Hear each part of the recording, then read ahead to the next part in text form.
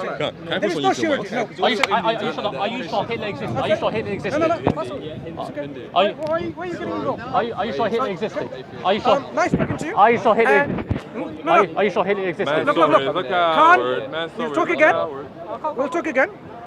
But what I would like you to ponder upon is something that we said about logic. Oh, what would you like to talk about? What would you like to talk about? No. Ponder on the thing that we said about logic, because you somehow have a two different modus operandi in your head. When it comes to God, logic doesn't apply. When it comes to Christianity, logic doesn't apply. When it comes to Islam and Hinduism and atheism, logic applies. This kind of inconsistent approach is not healthy. May I ask you a question? And we will talk. I'm happy to talk again. Sure. Why don't you talk to Bob? I have spoken to him many times. I've debated him. He Let me tell you something. You boycott. There is hardly anyone in the park that I haven't debated or spoken to. Would you talk to him again? Would you talk to him again? We can talk again. Would you talk to Bob again? No, wait. I'm not that scared, man. Why am I interested in Bob or Tom or Okay. Ted? Wait, one second. If you asked me, am I willing to speak to you again? Yeah. I would say, yeah, I have Yeah, not found. absolutely can. Wait. I have not found you toxic, heckler, and so on and so forth. Even though a little bit irrational, that can be fixed, no problem. I can to you. But there are people that I have spoken. There is not a single people that you know that I haven't spoken to. Jay, your Hattuns and Bobs and Davids and Chris's and so on, spoken, and you know what I've discovered? Toxicity, insincerity, persistence of not answering the question. People say the same thing about me. People say the same thing about me. Wait. When I speak about them, that you asked me to tell you why, let me tell you why. These people, for example, if somebody says, tell me about Islam or this and that, if they want to know, I can tell you all about it as much as I know, right, for example. But if you come to me, I want to debate you on this.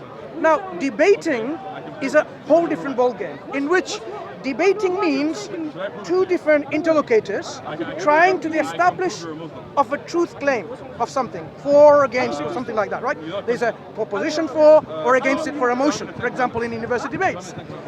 For example, if I'm debating a position of Islam, you may come and say Islam is true, and I may say Islam is true, and we debate on that.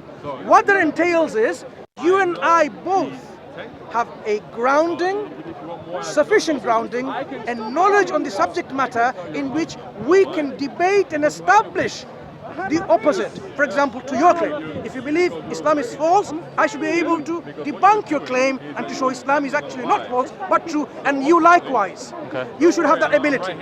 What I have shown and demonstrated, all your evangelists in the park, neither are they knowledgeable or are they able. Instead, they mock, they deceive, and they're so toxic, heckling, persistence in not answering. For example, if I ask you a question once, twice, thrice, 5, 6, 7, 8 times, like I did to this guy called Chris, that debate was not about, do I know about Quranic manuscripts? I chose that topic because he wanted to debate me on that. I said, fine, you know what?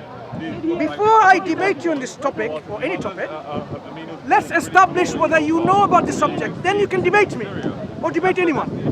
So this debate was about establishing whether Chris knew about Quranic manuscripts, for example.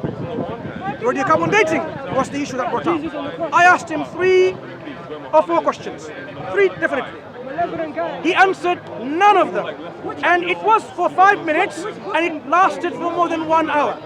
Someone who avoid answering questions, I asked again and again and again for 1 hour, and calls me an idiot.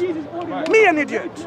And yet, later on comes and begs me, debate me, debate me. I would not waste my time with such an insincere, arrogant, stubborn, toxic individual who is ignorant to the core. It's not the same, it's not the same. No, look. I'll give you an example of Chris. Ask Bob. Look. I can tell him in his face, I'm not backbiting. If he comes in, I will tell him 100 times what I said. And that will be in public too. He can watch it. That is the reason why we try, once we establish someone is like a brick wall, but a toxic one which slimes of dirt and filth comes out of it, you don't want to even touch it or talk to it. I can talk to you as long as I know you are not like that. The moment I discover someone is such of a nature, I'm not going to waste my time, I'm not going to waste my breath, am I going to waste my energy to people who are like that? So I decided to boycott many of those toxic hecklers because they don't add anything to a fruitful, well-mannered conversation where people can learn from each other. Because debate's meant to exchange and learn from this, right? So because of this kind of things, we ignore these people. Now, because of our ignoring them, they think, oh, there you go, Muslims are coward running away. Yeah, die in your rage, right? Because we will not engage with you as we've done. So if someone is knowledgeable, in fact, I've been telling all along, if you know someone very knowledgeable, you're academics, bring them along, we'll have a discussion. No problem. We are always open to, I am not going and seeking, this is a Christian who is so gullible, doesn't know. No. Often the time is, Christian comes in my discussion and they're trying to answer, as happened many times, right? Christian ladies comes along and interrupts my discussion. Or someone says, can I trust this person? I am not willingly going there, but I can initiate a discussion with anyone. If I find they don't know, I'm going to bombard them with saying, okay, oh, you're a professor. I'm not going to misrepresent them.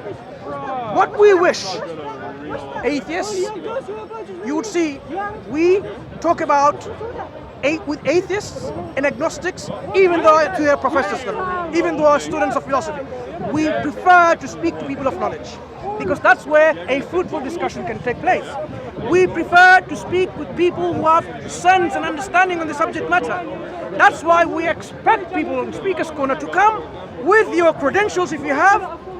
For example, do you know Joshua Sejuwade? Yeah. He obtained his PhD in Trinity. Okay. We spoke with him, we arranged a debate with him online, with Jake, the Muslim metaphysician, for example. Why were we able to do that? Because we are willing to take your best.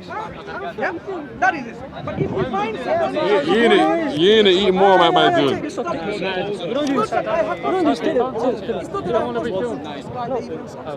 Don't worry, my little boy here wasn't supposed to talk.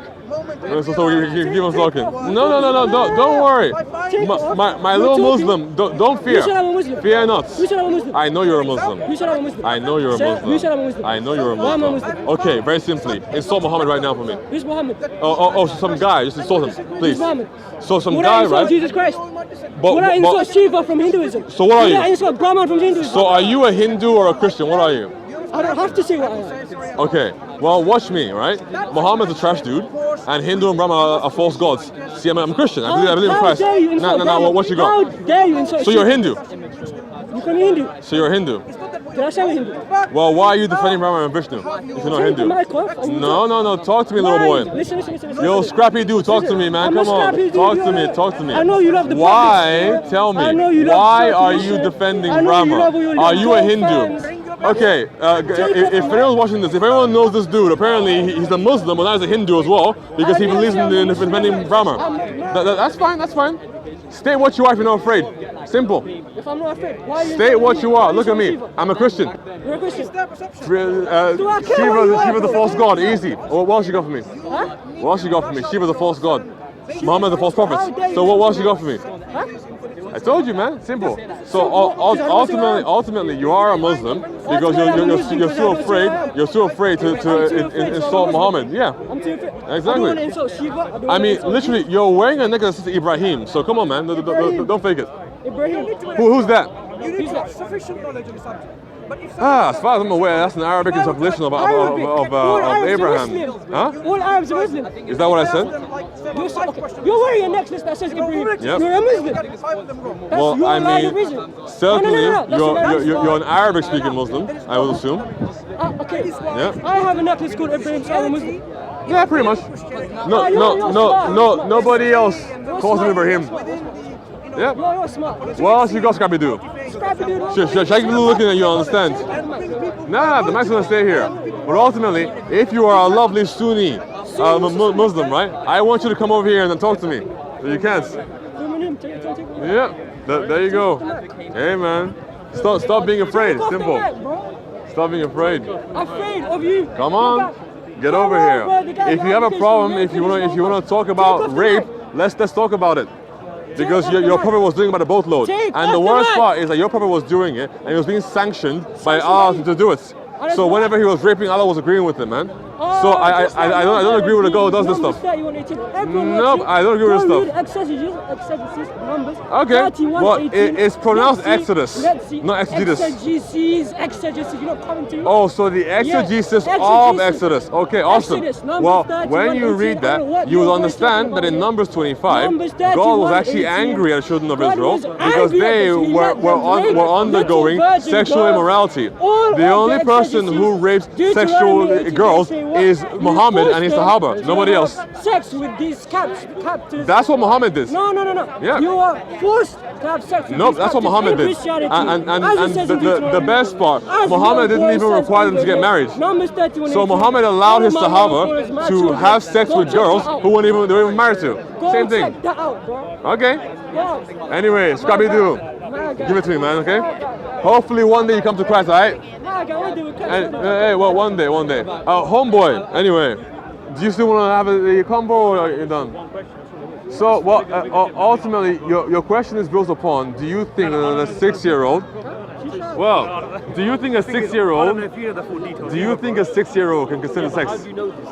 Because that's what the sources tell them. You don't want to. The thing is, you want to pick out one thing. I don't know, but I'm just asking. That's the Ooh, homeboy's coming over. Like, careful. I won't go, but yeah, I mean, Their sources tell them that, so you're gonna have to believe it. All right, fair enough.